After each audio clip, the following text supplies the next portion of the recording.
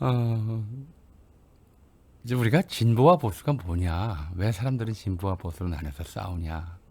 왜 윤석열은 보수라고 그러느냐? 이제 이런 얘기들을 사실은 저는 보수가 아니라고 보는데 좀 이렇게 볼게요.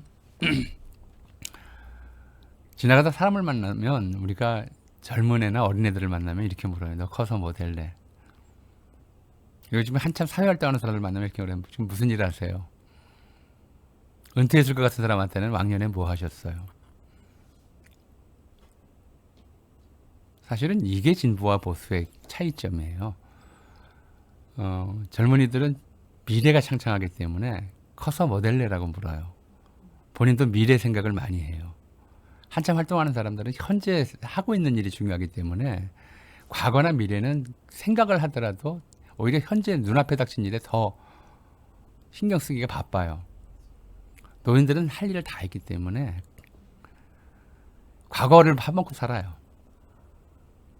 미래 생각을 잘 안 해요. 그래서 진보는 미래를 생각하는 태도고요. 미래를 생각하는 것이고요. 보수는 왕년회를 생각하는 태도예요. 과거가 중요하다고 생각해요.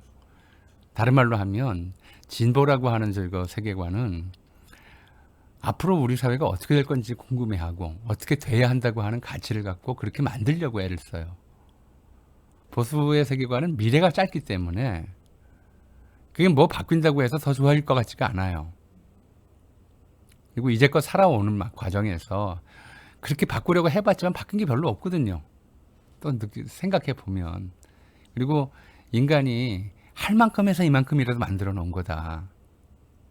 이것도 바꾼다고 해서 혼란스럽기만 하지 더 잘 나아지지 않는다. 이런 생각을 가지고 있어요. 그래서 보수는 지키려고 하는 것. 지금 우리가 살고 있는 이 세상이 그동안 과거 사람들이 최선을 다해서 만들어 온 세상이기 때문에 바꿀 필요가 없다고 생각하는 거예요. 진보는 그래도 불편한 게 있으니까, 그래도 마음에 안 드는 게 있으니까 어떻게든 바꿔야 된다고 생각하는 거죠.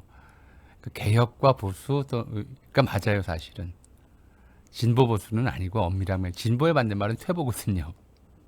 근데 우리가 그걸 굳이 진보와 보수라는 말로 개혁과 보수가 아니라 진보와 보수라는 말로 바꿔서 이제 쓰고 있는데, 그래서 보수주의의 특징은 인간이 이제까지 만들어놓은 모든 이제 제도라든가 관행이라든가 가치관 같은 것을 긍정하는 데 있어요. 예를 들어 가족. 지금 이제 보면 한국에서 1인 가구가 이제 가장 많은 가구 수가 됐어요. 가구 수별로. 거의 뭐 40% 후반대예요. 혼자 사는 사람들이. 우리가 전형적으로 가족이라고 부르는 거는 가족 관계를 이루고 가족끼리 한 집에 사는 사람은 20%도 안 돼요. 온 가족이.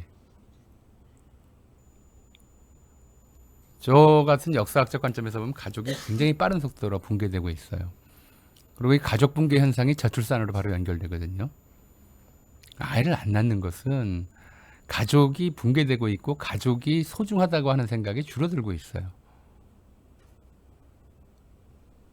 뭐 저는 그래도 뭐 가정적으로는 운이 좋은 편에 속해서 가족 내 갈등이 별로 없어요. 근데 어떤 사람들은 그런 사람들이 있거든요. 실제로 그래요. 그렇게 살 수밖에 없어요.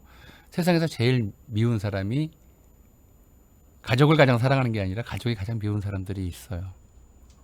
아버지가 밉거나 어머니가 밉거나 자기 형제들이 밉거나 남보다 못하다고 가족이나 친척을 이렇게 느끼는 사람들도 있단 말이에요.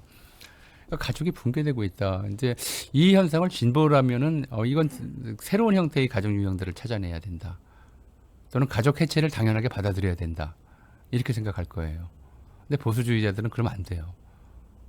가족을 지켜야 된다. 어떻게든 가족을 지킬 수 있는 방도를 찾아야 된다. 이건 굉장히 중요한 가치다. 이렇게 생각을 하는 거죠. 그리고 가치관에서도 그래요. 예를 들어서 우리가 이제 역사적으로 형성해 놓은 어떤 가치들이 있어요. 우리 역사적 경험이 그러니까. 예를 들어 독도는 우리 땅이다. 일본인들 독도는 자기네 땅이라고 주장을 해요. 근데 한국인인 이상 독도 역사를 기본적으로 알아야 되고 그게 왜 우리 땅인지 설명할 수 있어야 되고 우리 땅이라고 믿어야 돼요. 그다음에 일본의 우길기가 우리나라에 들어와서는 안 된다. 이것도 우리 경험이거든요.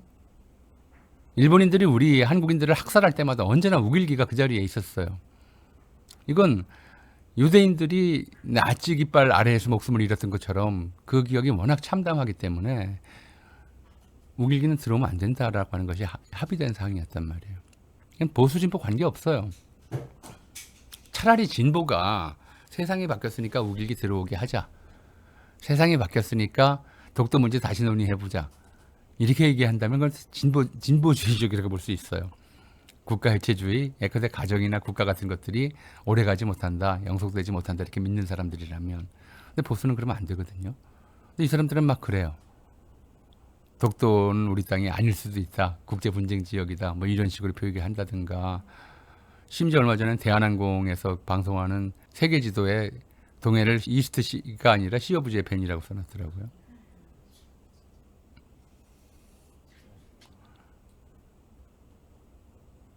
현충일 날 우길기 내거는 사람이 있고 3.1절 날 일장기 내거는 사람이 있고 싸우게 되죠. 그러면요. 상식이 위배되는 짓이니까. 근데 그 싸움을 만들어요. 이게 보수가 아닌 거죠.